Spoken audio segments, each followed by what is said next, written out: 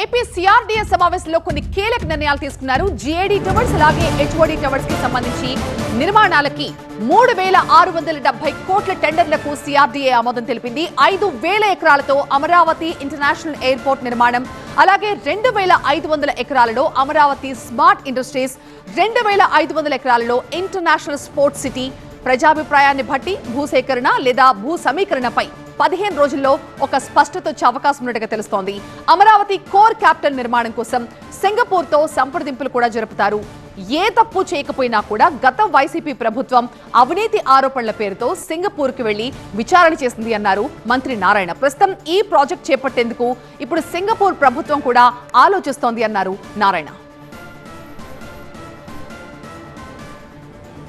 మా associate editor Eshwar ప్రస్తుతం live లో జాయిన్ అవుతున్నారు. ఈశ్వర్, ఇంకా ఎలాంటి కీలక నిర్ణయాలు తీసుకున్నారు ఈ సమావేశంలో?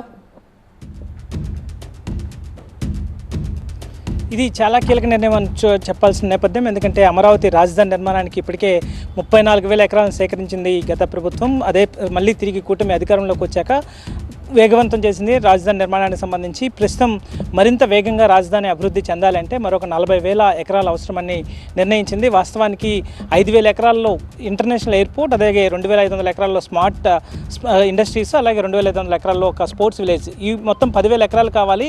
ఇందుకోసం ల్యాండ్ అక్విజిషన్కి వెళ్తే కేవలం 10,000 ఎకరాలు సరిపోతుంది. కానీ ల్యాండ్ పూలింగ్కి వెళ్తే మాత్రం రిటర్నబుల్ ప్లాట్స్ ఇవ్వాల్సి వస్తుంది. అదే సమయంలో ప్రభుత్వం వాటిని డెవలప్ చేయాలంటే కొంత ల్యాండ్ అదనంగా తీసుకోవాల్సి వస్తుంది. కాబట్టి దాదాపు 45,000 ఎకరాల వరకు కావాలని అనుకుంటున్నట్టుగా ఈరోజు ఆ నిర్ణయం తీసుకుంది. చాలా కీలకమైన నిర్ణయం. ఇప్పటివరకు అది ప్రభుత్వ ఆలోచనగా ఉంటూ వచ్చింది.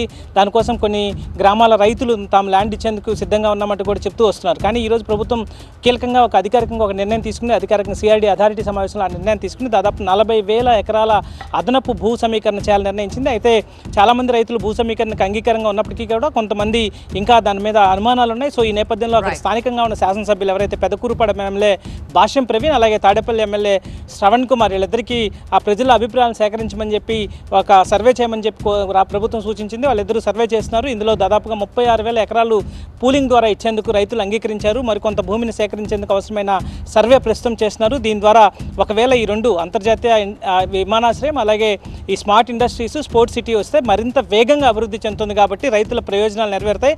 రైతులకు ఇచ్చిన హామీలన్నీ ఖచ్చితంగా నెరవేరుస్తామని చెప్పి ప్రభుత్వం చెప్పడం మాత్రం స్పష్టంగా కనిపిస్తుంది.